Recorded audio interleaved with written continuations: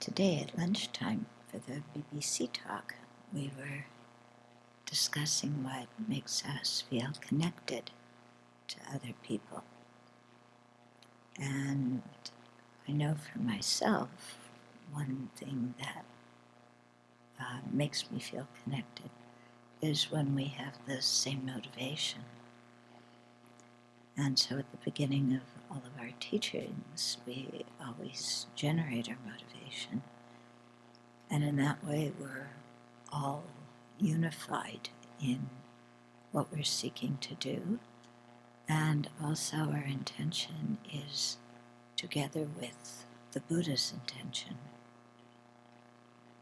And so that brings a real sense of closeness, a sense of belonging, a sense of people being unified in their direction. So some people get that feeling by going to football games, and other people by celebrating Christmas. And as Buddhists, we get it by having the same refuge and having the same motivation.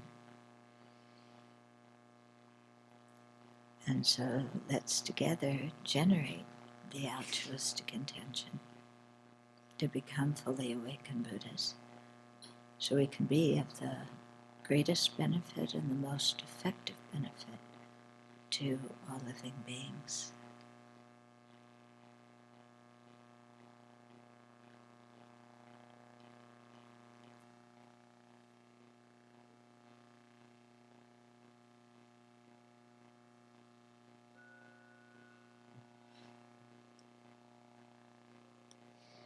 So we've been doing this Dan Perdue's The Course in Buddhist Reasoning and Debate, and it's been going on for some months now.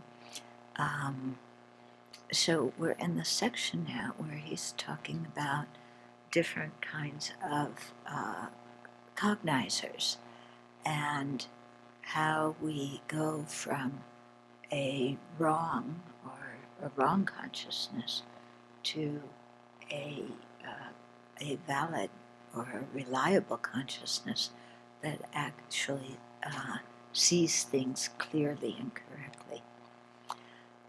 Okay, so he has this series of 7 consciousnesses. This is not the usual series that we have of 7. It's similar to it, it's a little bit different. But it starts with, come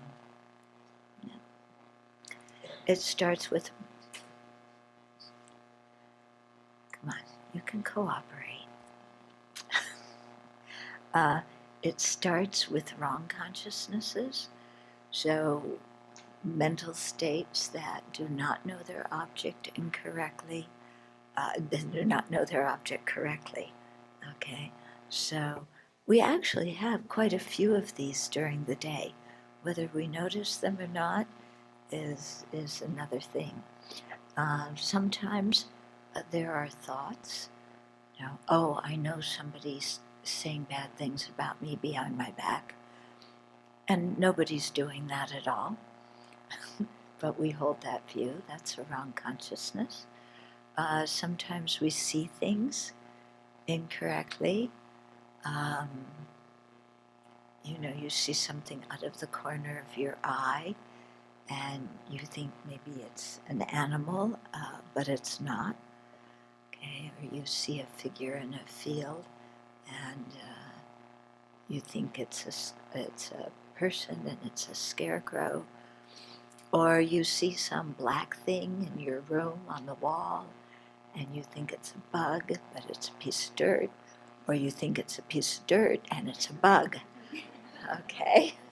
But we have many kind of wrong consciousnesses. Hopefully they don't damage us too much. Sometimes they really do. Especially, if you're drinking and driving, you're likely to have some very wrong consciousnesses that can be fatal. Then from there, going towards the right consciousness, we have 3 types of doubting consciousnesses, or 3 types of uncertain consciousnesses. So one is inclined towards the wrong view, one is equivocating, half-half, and one is inclined towards the right view. Okay, so the example they always give in Buddhist things is sound is impermanent.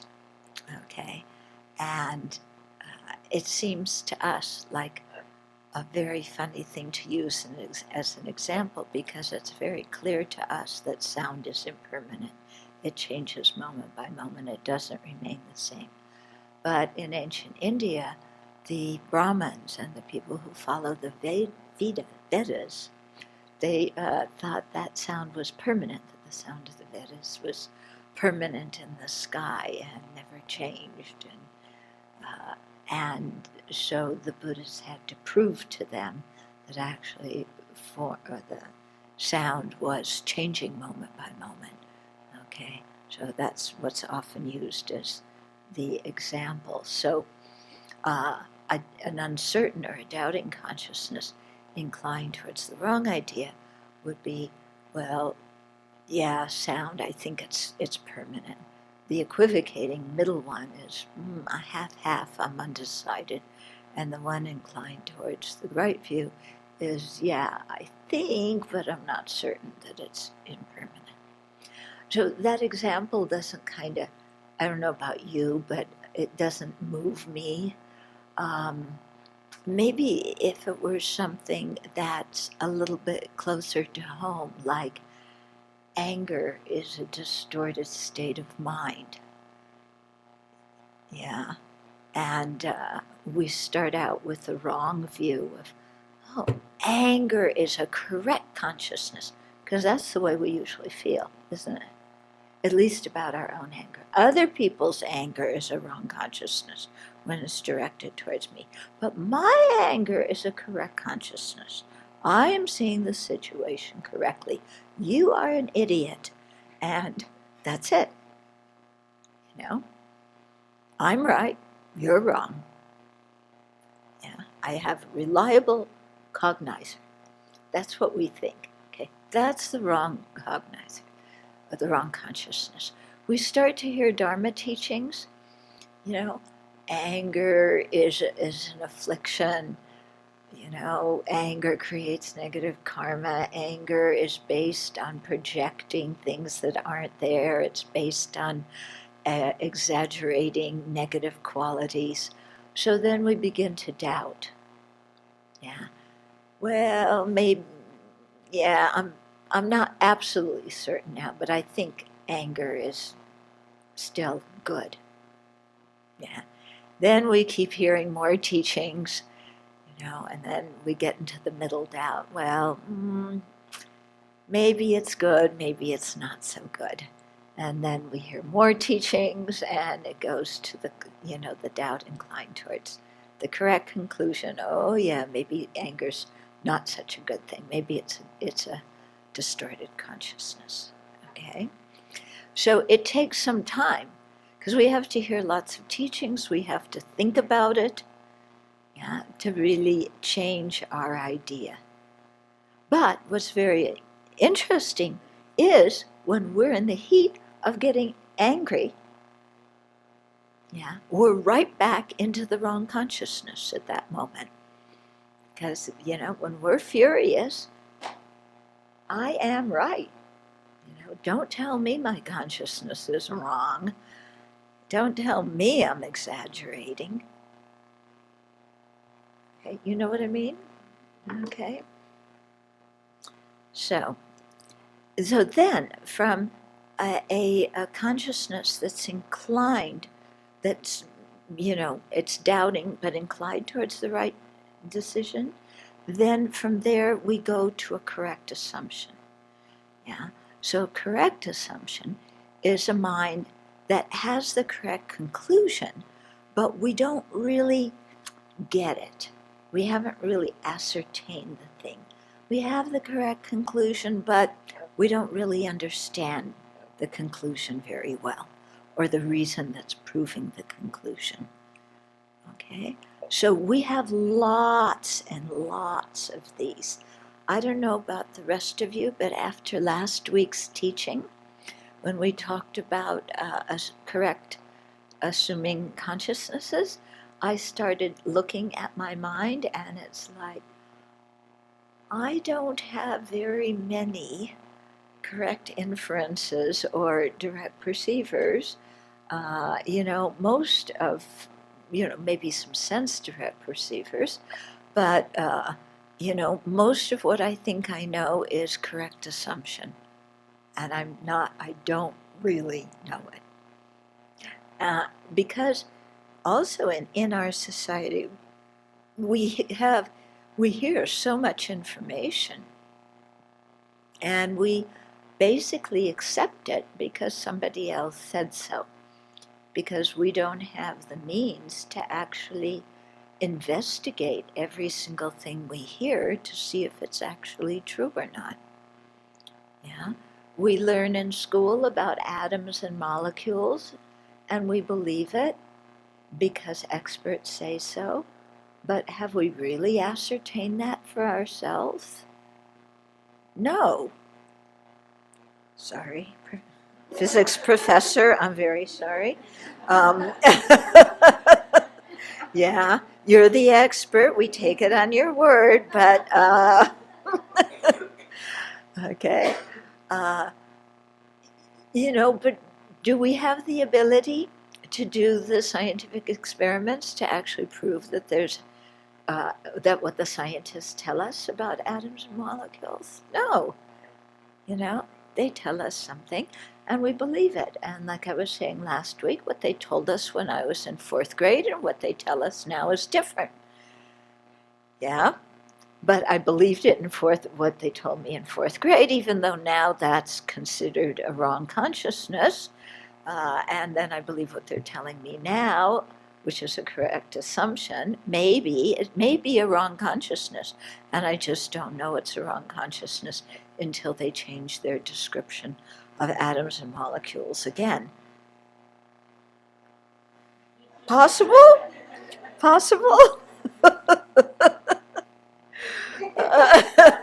Maybe. Okay. So it's interesting when we really start looking, because we'll get ourselves into states and we'll make assertions like it is this way. And yet, do we really know? Yeah, do we really know? And no, we don't. We have some assumption which may be correct and may not be correct. Okay? We see this all the time. I mean, right now we have a government shutdown. So, it's because of this wall. We have a wall right here. What's wrong with our wall? They want the wall. Anyway, so people have different views. Some people say, there's terrorists and all sorts of unwelcome people coming in our country, and we need to build a big, beautiful wall, and that will stop the problem of crime and terrorism. Yeah, and some people believe that, and then other people say, no way, these people are not criminals and terrorists. They're people who are, seeking a better life, some of whom are seeking asylum because of being persecuted and so on.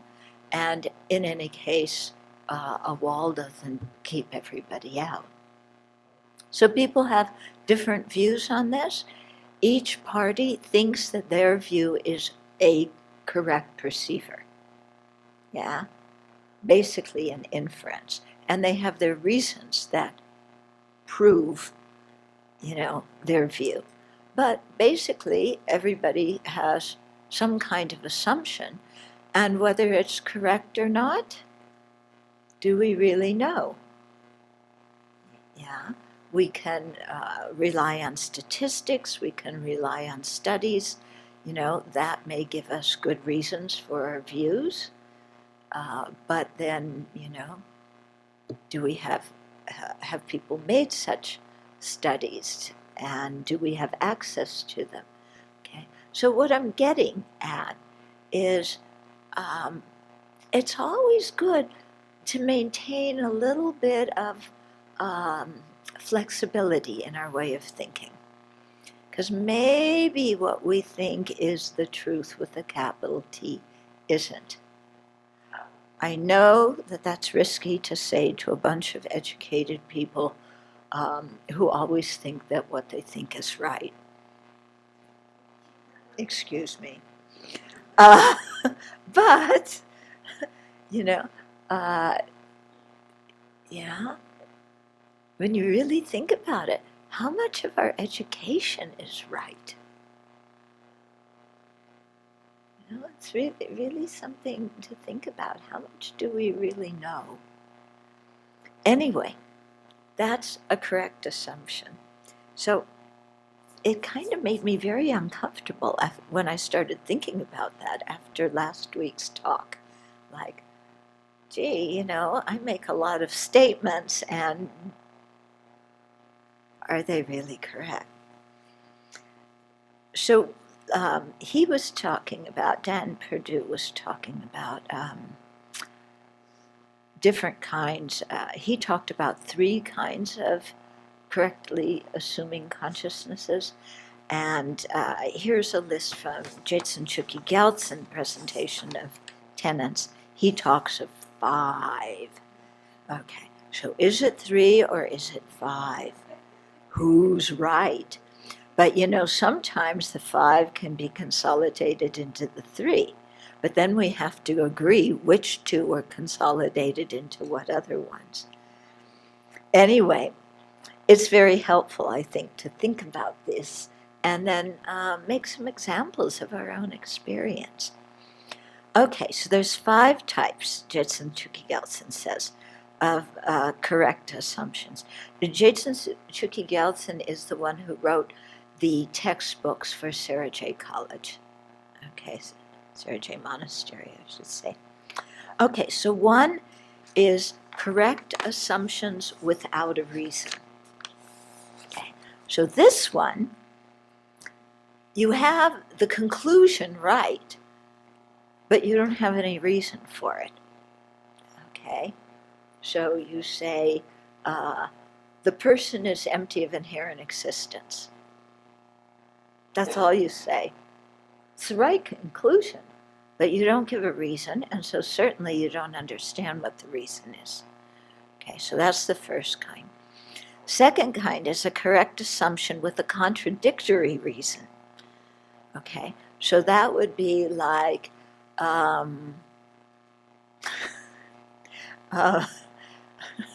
excuse me, I'm thinking of something pretty absurd, but this is what these are.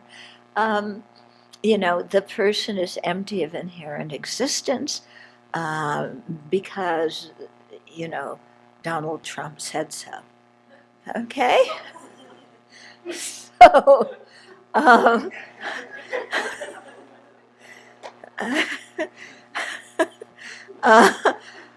well, actually, that one isn't a contradictory reason. That I gave her the wrong example. That's an example of another one we're coming to. A contradictory reason would be the person is empty of inherent existence because it's a dependent arising. Okay, so that's contradictory because whatever is a dependent arising is empty of inherent existence. No, wait a minute. So I got it confused. Yeah, so a person is empty of inherent existence because of not being a dependent arising. Okay, so that reason is contradictory because if it's not a dependent arising, then it's going to be either non-existent or or inherently existent. Okay, so that's a correct assumption with a contradictory reason. Third one is a correct assumption with an indefinite reason. So that would be like, sound is impermanent because it's existent. Okay? Yes, sound is impermanent. Yes, sound is existent, but there's no privation because if it's existent, it's not necessarily impermanent. Okay? Existent is a much broader category than impermanent is. The fourth one is a correct assumption with an inapplicable reason. Okay, so that's the one, the self is empty of inherent existence because Donald Trump said so. Okay, so that reason does not apply to the syllogism we're making. It doesn't prove it at all. Okay, although maybe for some people that would be considered proof. Yeah, but if we look at it, just saying, even saying, well, the next example is the other one I was thinking about. This is a correct assumption with a correct but undetermined reason. So this is saying the self is empty of inherent existence because the Buddha said so. Okay, so yes, the self is empty of inherent existence. Yes, the Buddha said that. Yeah, but we don't really understand it. We're just saying the words.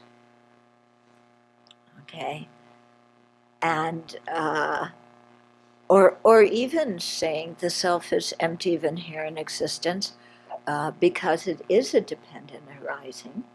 And again, we don't understand the reason. Okay, so it remains at the level of a correct assumption. It's not an actual inference. Okay, clear? Okay, so these are different kinds of correct assumptions. So it's quite interesting, Take some time, and especially in your meditation when you're doing Vajrasattva and different thoughts come up in your mind, examine what kind of thoughts they are.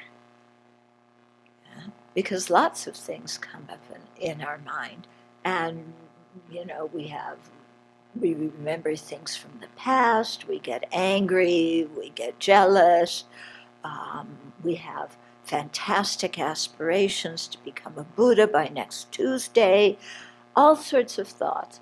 But it's very interesting to really stop and ask ourselves, well, are those thoughts reliable ones?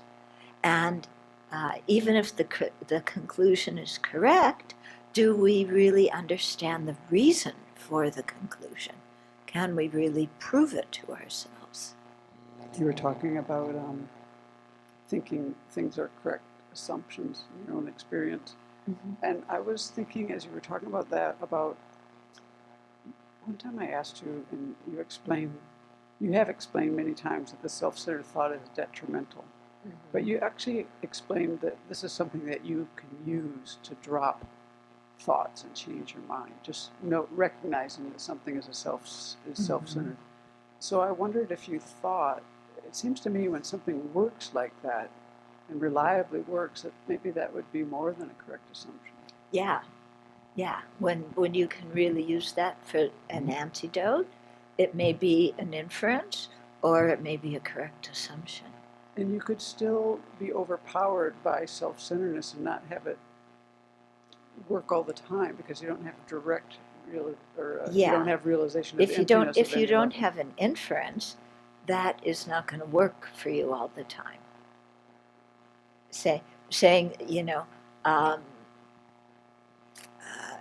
my current problem is caused by self-centeredness, or I should, what would be a syllogism? I should stop blaming this person because my thought is a self-centered one, or my apprehension of the situation is a self-centered one. If you're really convinced through having an inference that self-centeredness is the source of your problems, then that will work all the time. Because with an inference, you don't shake. You always believe it. Okay? So an inference has got to be really strong. I get what you're saying, but it seems like, that was kind of where my question was, it seems like you're, without some kind of or some kind of realization of emptiness, inferential or direct, that you could have an inference about self-centeredness but still be overpowered by it. You don't think so? I don't know. I haven't had that. But usually they say if it's an inference, you don't change your mind. Okay? You know, yeah, I mean, I would think if you really had an inference and completely understood it, even though the self-centeredness may come up strongly, you would still be able to drop the thing because your wisdom would understand its faults.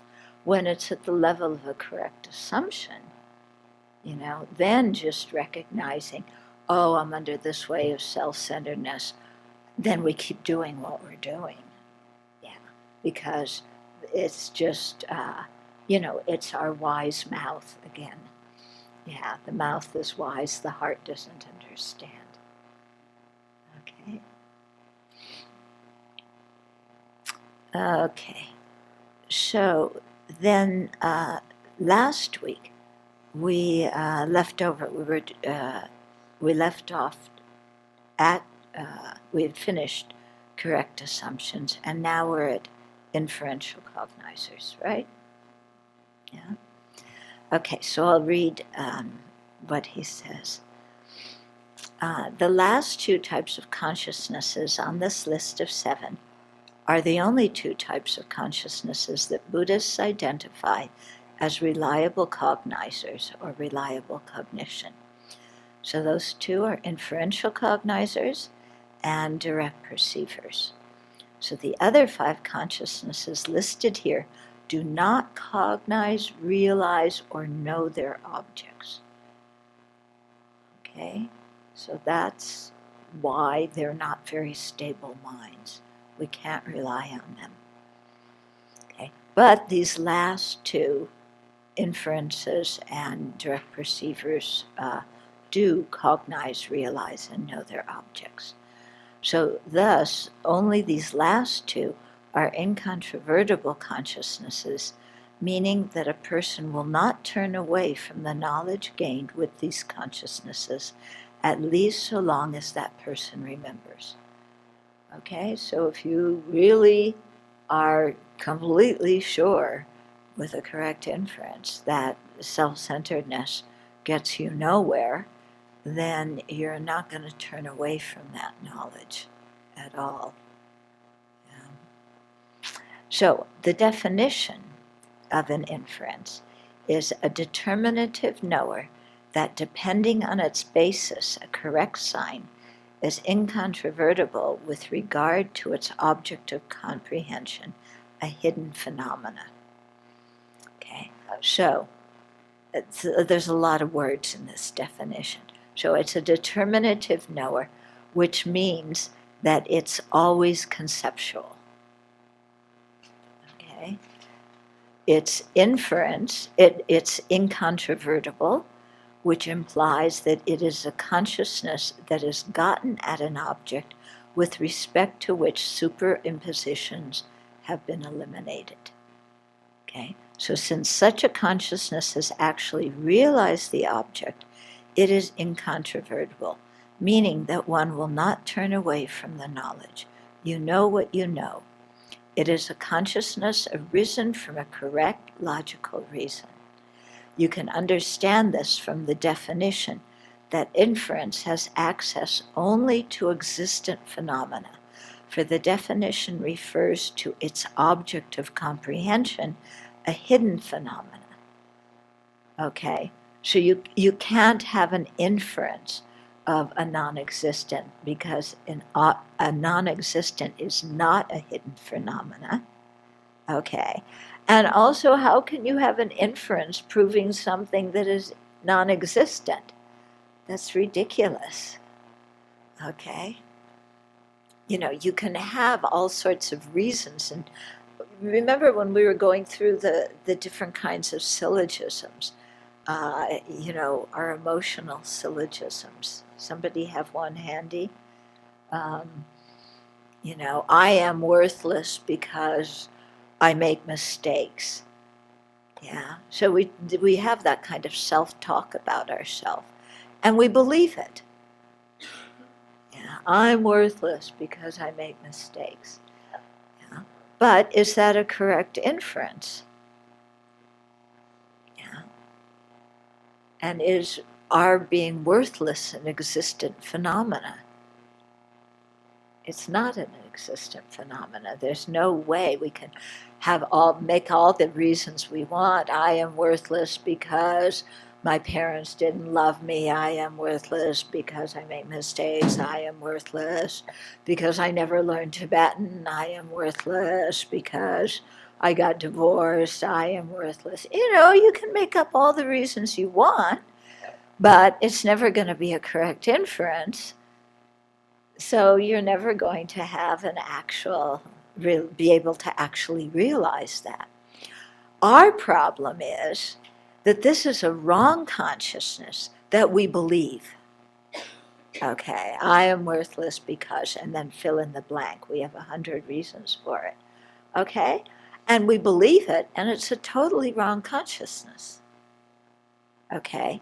It's as real as believing in the boogeyman and Santa Claus and, you know, everything else. It's non-existent. Right. Yeah. But you can see the power of wrong views and wrong consciousnesses. When we hold a wrong consciousness, it can completely mess up our lives. Totally mess up our lives. Yeah.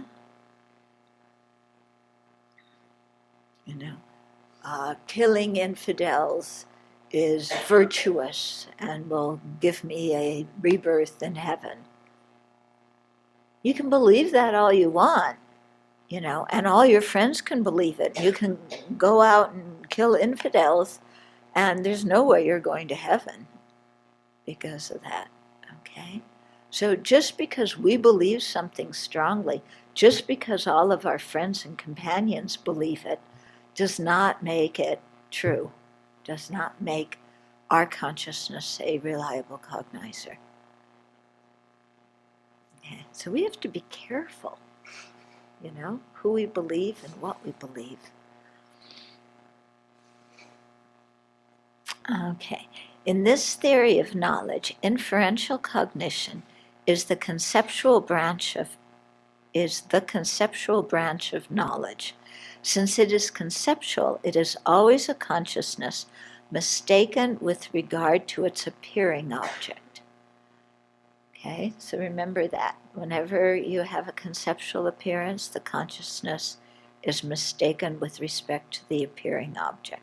With an inference, it's not erroneous with respect to its engaged object or its apprehended object, because it apprehends that object correctly. Okay. Thus, we can say that inference is the means for understanding phenomena that are not observed directly. So we really have to rely on inference because we don't know a lot of things directly. Yeah. So it's inference that helps us to actually realize that. An inferential cognizer is the consciousness that a person generates in dependence on a correct sign, which means a correct reason. Okay? So we've already gone through what makes a reason correct. Okay, there's 3 criteria for it. What are they? Okay, so that the reason is a property of the subject. So if we say sound is impermanent because it's a product of causes, then sound is a product of causes. Okay, so that's the agreement between the the subject and the reason. What's the second criteria?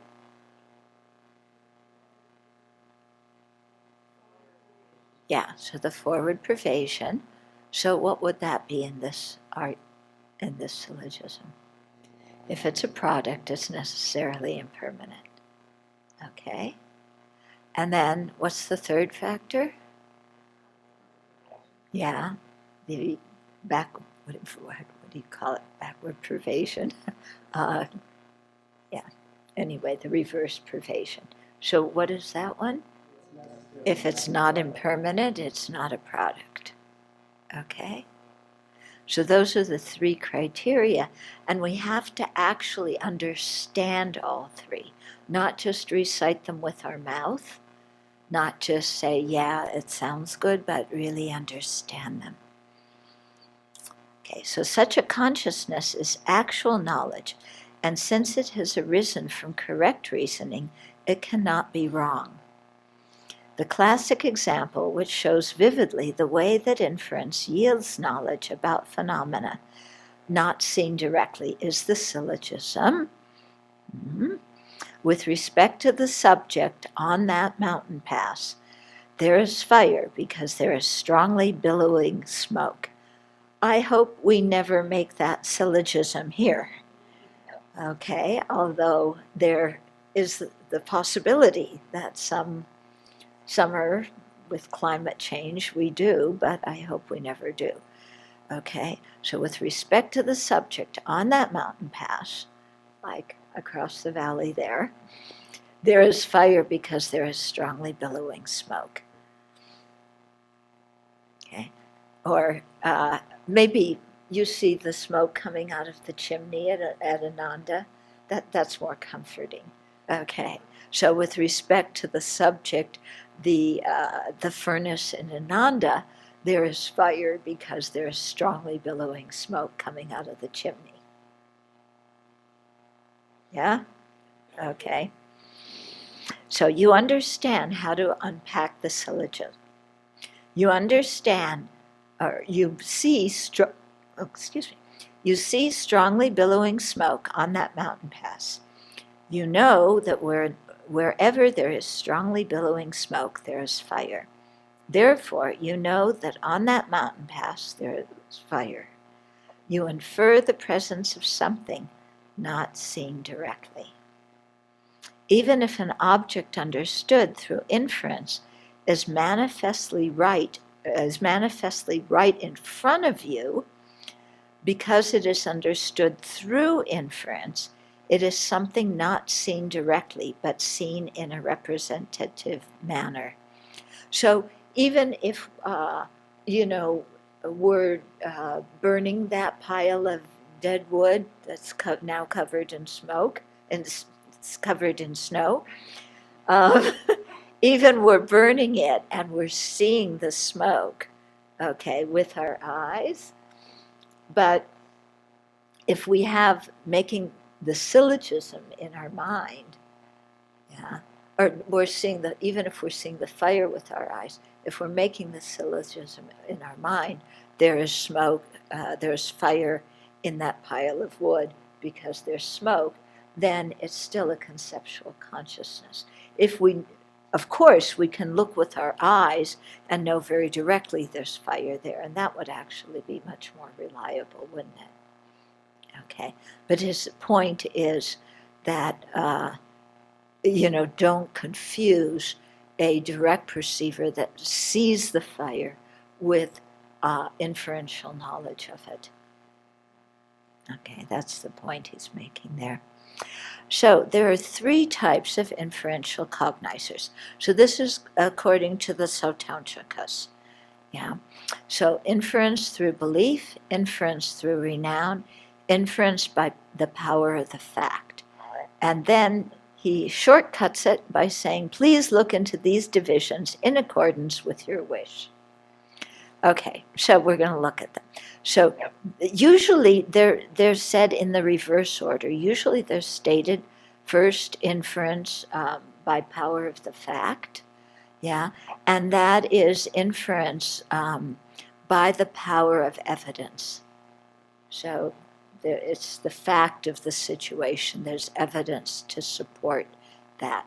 So that would be like, sound is impermanent because it's a product.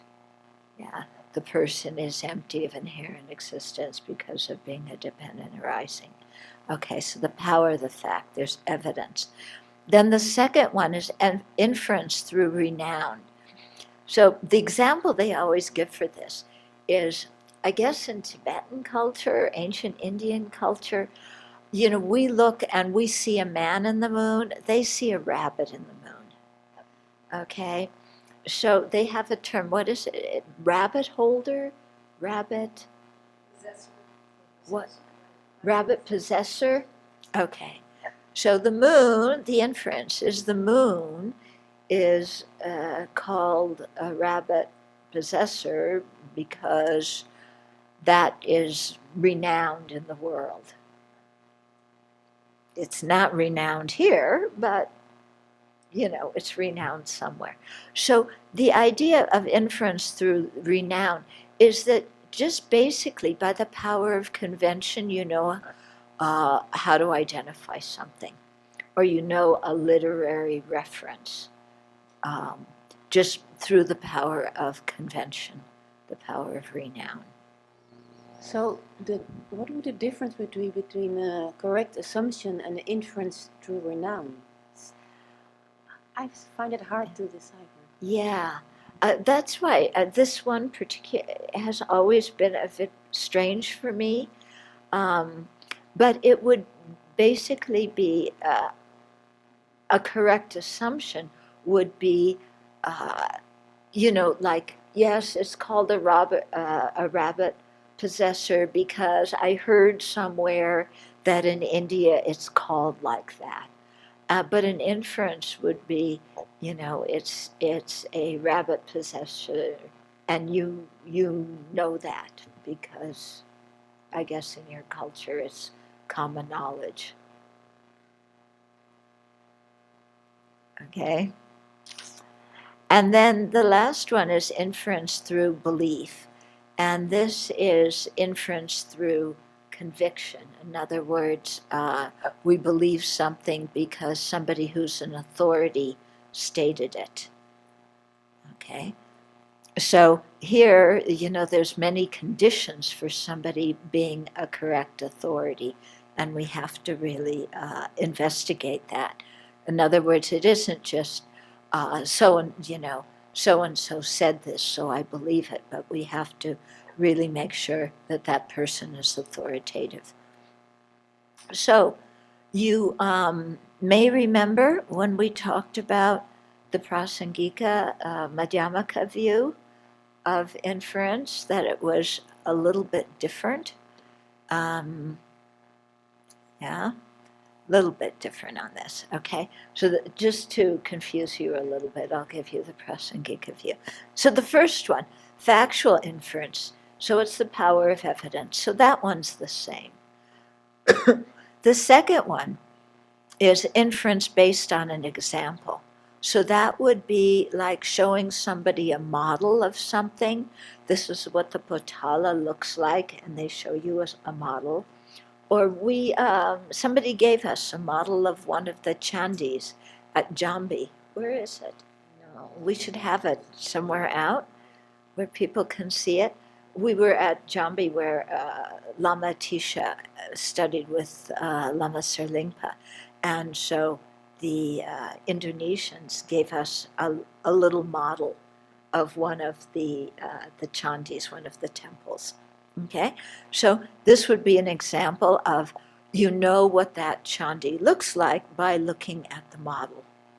Okay, or what something looks like by seeing a diagram of it. You don't have to get it now. No. Yeah. Okay. So it's you show somebody something that they can understand, that they're already familiar with, a diagram, a model, something like that, a picture, and therefore they get an idea of what you're trying to explain to them. And then the last one for the Prasangikas was inference through authoritative testimony. And so here they really talk about the kinds of criteria a person or a scripture has to meet in order to be considered authoritative. So there's no reason to reject that scripture based on its presentation of evident, slightly obscure, and very obscure phenomena. So evident phenomena are ones you can see with your senses, slightly obscure are ones that we first know through inference, and hidden, very obscure, are phenomena that we have to first know through this kind of scriptural inference. Okay, so basically, the first criteria to be an authoritative testimony is that there's no reason to disbelieve that sutra based on how it presents evident, slightly obscure and very obscure phenomena. So if there were a sutra that, this is interesting, you have Vasubandhu, who talks about the world being flat. Okay, so his presentation of that would be slightly obscure phenomena, is incorrect. So we wouldn't consider him an authoritative, somebody who's authoritative on that point, because, what he's saying is incorrect, and it can be proved, it can be disproven. Yeah. Okay? Got it? You look puzzled. Yeah. There's Vasubandhu, very wise, philosopher, but, he thought the world was flat because that's what everybody in India believed at that time. And everybody in the Western world believed it too. Yeah? And we would probably believe it if it weren't for, being able to see a picture of the world through space, or being able to talk to our friend, in China, and it's daytime there now. Okay, if it weren't for modern technology, we would probably think the world were flat too. Okay, so if a sutra is contradictory in that way, or if a sutra says, the person exists inherently because of being a dependent arising, then that's incorrect with regard to slightly obscure phenomena. With, for example, emptiness, which we have to understand or realize at first through using inference. Okay, so that's one criteria. And also, there's no contradiction in the explicit and implicit meanings, or in the former and latter passages. So if a sutra has contradiction between what it explicitly presents and what its implicit meaning is, or different passages in the sutra contradict each other, then it wouldn't be authoritative.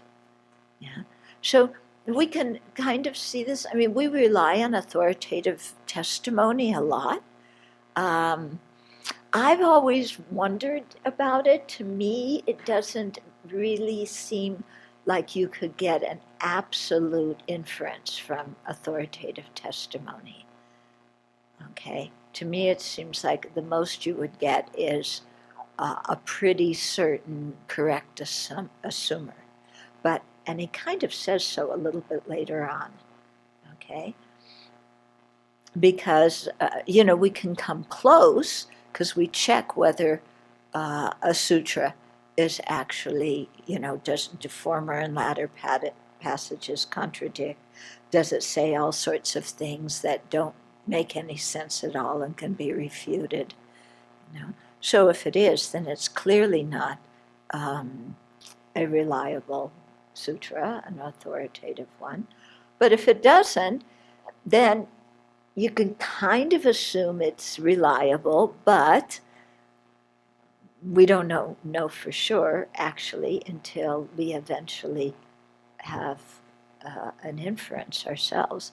But the point of developing this kind of inference through authoritative testimony is that there's some things that are so obscure that we ordinary beings can't know them through either our senses or through inference by power of the fact. Okay? So, for example, with karma, what exact karmic cause each of us created to be in this room tonight, only the Buddha knows. So the Buddha would be an authoritative person if he came here and told us who we were in our past lives and what we did that created the karma to be here tonight.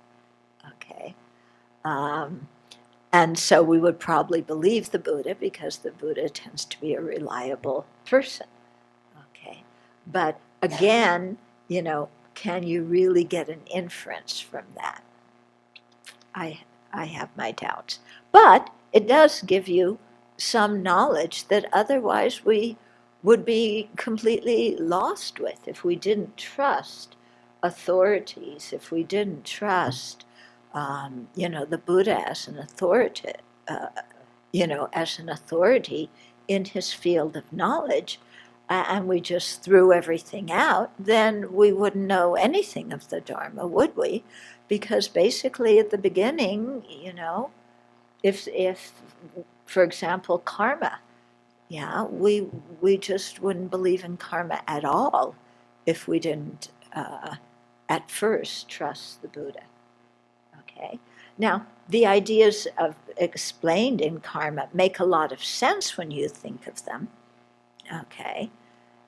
Yeah. Like if when we talk about the non-virtues, if you kill someone, then it creates the cause to be killed in a future life, or it creates the cause to have a short life.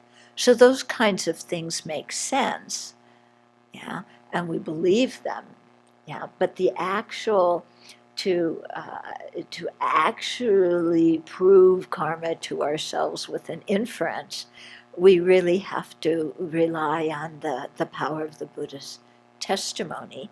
And even then, like I said, is it an inference that's going to be incontrovertible, or is it an inference, something that's called an inference, that gives us access to information that otherwise we wouldn't have? Okay? I know for the people who haven't heard the first part of this whole series of talks, this may all seem like a bunch of mumbo jumbo to you, but what to do? Okay, so inferential cognizers are 3P with consciousnesses mistaken with regard to their appearing objects, mental consciousnesses, conceptual consciousnesses, reliable cognizers, incontrovertible consciousnesses, and correct consciousnesses. They are mutually exclusive with sense consciousnesses, non-conceptual consciousnesses, and wrong consciousnesses. Okay, do you want to see? Okay, shall we go through it with inferential cognizers and consciousnesses mistaken with regard to their appearing objects? So he says it's 3P. What is, how, give examples of that? Or do you think maybe it's 4P? Is there something that is both mistaken with regard to its appearing object and an inference? Yes. Example? Okay. So an inferential cognition, realizing emptiness, for example, give the syllogism.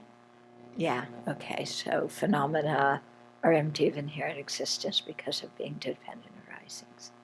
Okay, then is there something that is a consciousness mistaken with regard to its appearing object, and also an inference? That is both those. Is there something that is both a consciousness mistaken with respect to its appearing object and an inference? So the chair is impermanent because it's a product. Mm-hmm. So the chair is still mistaken with respect to its appearing consciousness because it appears inherently, it appears permanently. No, No, it's it appears inherently mistaken, existent. a consciousness mistaken with regard to its appearing object. So according to Satantrikas, what's a consciousness that's mistaken with respect to its appearing object for Satantrikas? Huh? All conceptual consciousnesses, because what is their appearing object? A conceptual appearance. Okay? So is there a common point between a consciousness that is mistaken with respect to its appearing object and an inference? Yes. Example. On the Smoky Mountain Pass, there is fire because there is strong billowing smoke. Yeah. Yeah, so it's the consciousness that The knows consciousness that. that knows that. Okay. Because its appearing object is a conceptual appearance of fire through a reason. Yeah. Okay. Then is there something that is an inference that is not a consciousness that is mistaken with respect to its appearing object? No. Why not? Because inference is a conceptual consciousness, and all conceptual consciousnesses are mistaken with respect to their appearing object, which is a conceptual appearance. Okay? Then is there something that's neither a consciousness mistaken with respect to its appearing object, nor an inference? Yes. Example? The eye sense faculty? You gotta give more. The eye sense faculty. The subject eye sense faculty is not an inferential cognizer nor a consciousness. You have No. to say what the eye sense faculty is apprehending. Blue. Okay, so the eye, and actually it's not the sense faculty, it's the consciousness. So the visual consciousness apprehending blue, yeah, is it mistaken with respect to its appearing object? No. Is it an inference? No. Okay. The faculty is the sense power that connects the object to the consciousness. So it's not going to be a consciousness. And you can't just say, a consciousness or a sense faculty. You have to state a specific one, like what's being apprehended.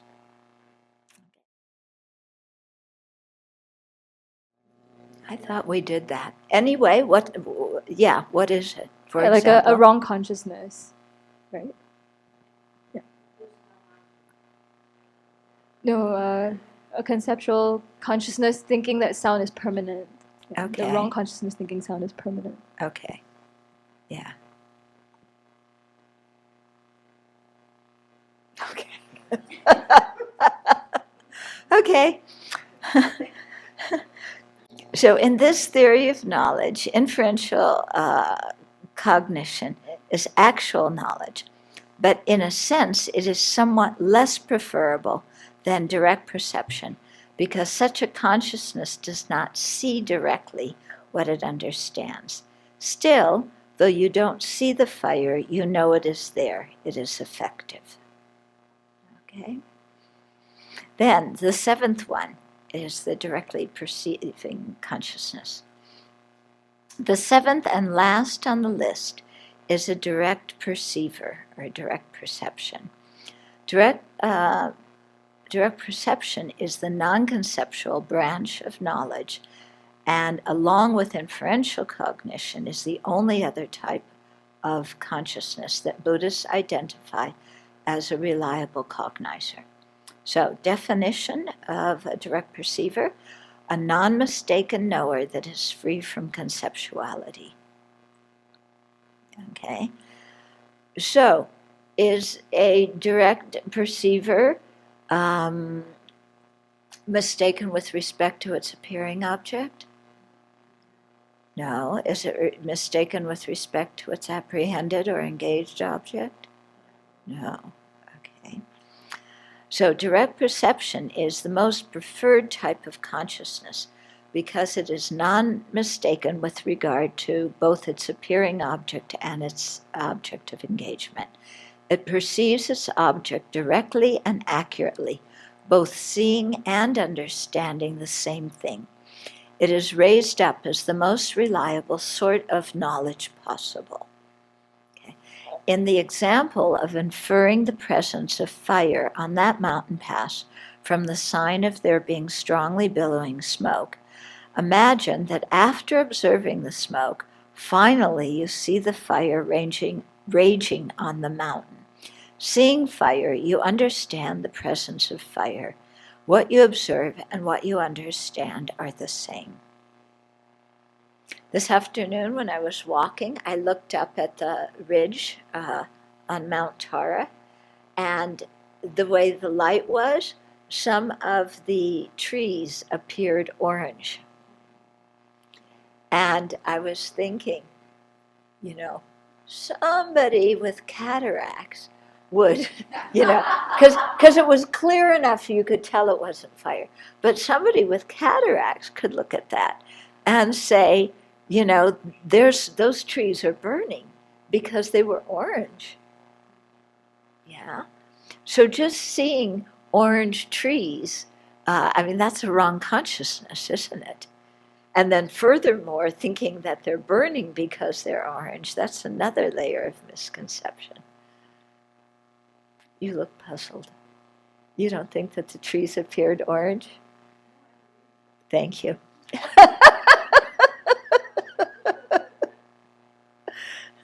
But it was, my eye consciousness was mistaken with regard to the appearing object. And, for a moment, almost mistaken with regard to the apprehended object.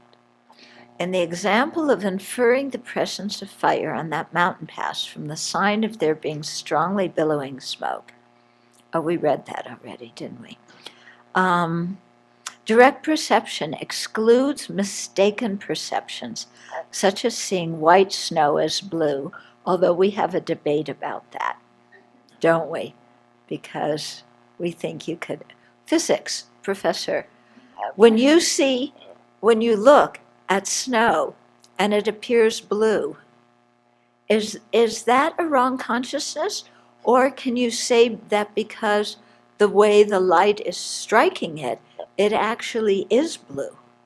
From the physics perspective, what you see is dependent upon the light that is reaching your eyes. Mm-hmm. So if I shine blue light, and only blue light on something white, mm-hmm. it will look blue. Mm-hmm. I haven't changed the property of the object, but the light reaching my eye is absolutely blue. Yeah, but here we're not talking about shining a blue light on it.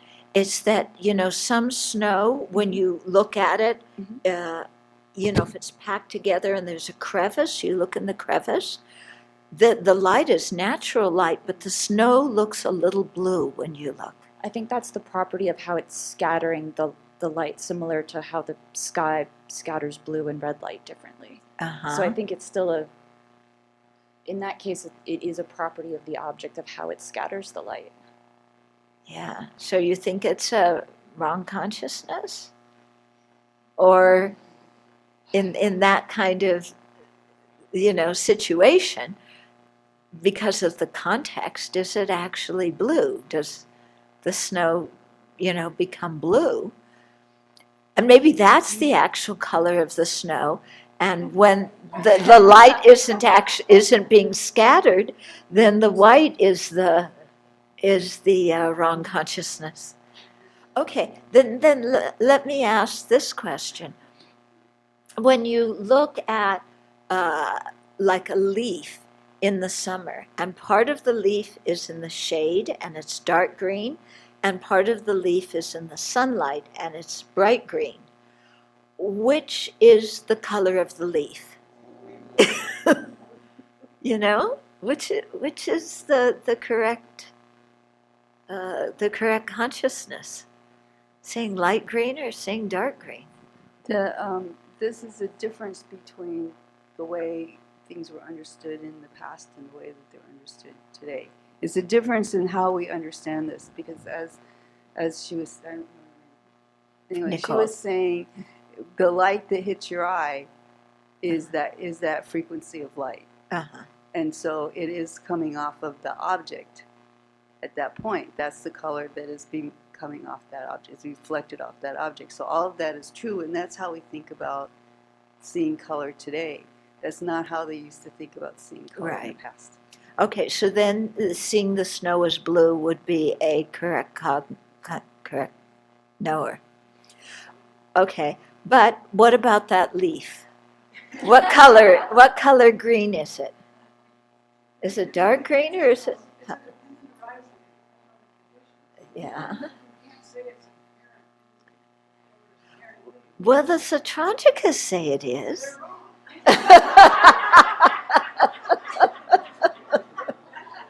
They're wrong. You can take that leaf down to Home Depot, and you can put it under these different lights where they're trying to sell you CFL Yeah, you lights. can even move the leaf of 5 inches. Yeah, and it turns and it's going to look different colors under each one of them. The leaf is not changing. What you're seeing is changing. The leaf, the color of the leaf is changing. No, what you're seeing is changing. So, but then which one is the correct color of the leaf?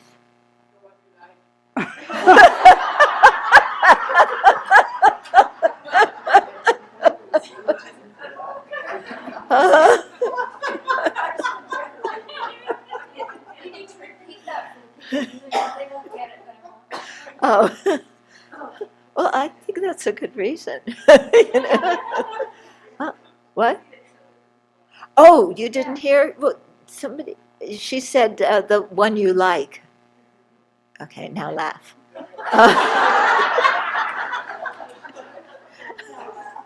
Okay. Okay. Yeah. So I did, whenever I think of this, because they make it sound like, a direct perceiver is, it's incontrovertible. It's totally unmistaken. It exactly knows the color of that leaf. But I want to know which is the color of the leaf. Uh-huh. But anyway, let's go on. Okay. Yeah. Yeah, so what color? Which color? Okay. So, where were we?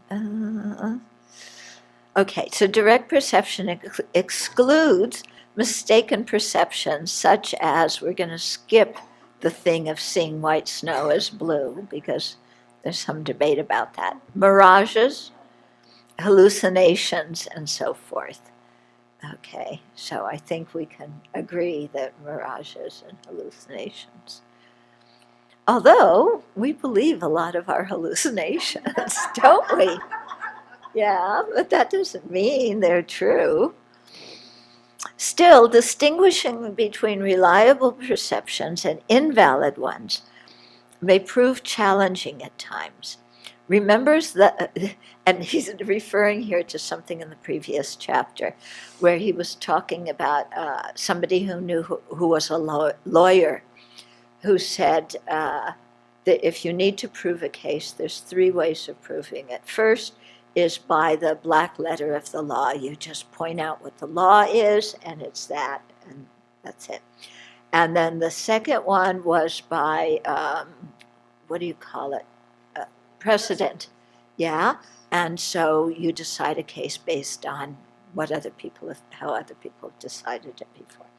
The third way, if you're, the defense lawyer, or the defense lawyer would be, is you make somebody have doubt. And you say, like, how do you know that, this and that happened? Okay? So you create doubt in somebody's mind. How do you know that Paul Manafort, didn't report his income and taxes to the government? Are you sure? Maybe there's multiple Paul Manaforts. How do you know it was this one and not another one? Yeah. Maybe, how do you know it wasn't a conspiracy? There's all these people in the deep state who are doing these conspiracies. How do you know it wasn't a conspiracy?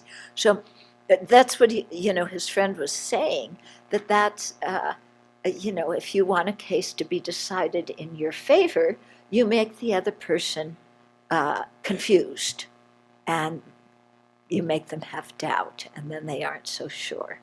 Okay, so now he's referring to that when he says this. He says, remember the lawyer's last resource of muddying the waters. Some may attempt to assail people's perceptions by saying something like, how do you know you saw John Doe rob the bank that day? This is an attempt to pervert direct perception into doubt. Well, if there were 1, no circumstance that would prevent normal perception, such as darkness, disguise of the subject, and so on. 2, no fault in the perceiving consciousness, such as, having a faculty, the person being blind or deaf, or the influence of hallucinogenic drugs, and so forth. And 3, no valid perception contradicting the perception of John Doe robbing the bank that day, such as seeing Jane Doe robbing the bank that day, or seeing John Doe in another place at that time. So if without any of these 3 circumstances, then it is difficult to defeat the direct perception. You know what you saw, and you know what you know. Okay? But you can also see that somebody can have a direct perception, and somebody who's skillful can talk them into turning that reliable consciousness into a doubt. Yeah? So there are 4 types of direct perceivers. Sense direct perceivers, mental direct perceivers, self-knowing direct perceivers, and yogic direct perceivers. Maybe we'll stop here. Regarding inference based on authoritative testimony, and the issue of how that varies from the correct assumption, he's describing that everything up to correct assumption is a belief, and then inferential cognition and a direct perceiver are knowledge. Right. It seems like inference through authoritative testimony is a belief. You believe something because of what someone else said. Right. That's what I was saying. Right. Yeah. And you do scrutinize who the person was who said it. That's why Dharmakirti went through that whole proof of the Buddha being a reliable person. You know, and that's why you look at the scripture and you see if there's contradictory passages or incorrect passages. But still, none of those seem to me to be an absolute, irrefutable thing. But then when I think of my birthday, Yeah, then I not only have my mother as an authoritative testimony, I have a birth certificate with the time of day on it. yeah. And I pretty much know that. And that's knowledge more Yeah. than a belief, I would think, based on a belief in the authority of those.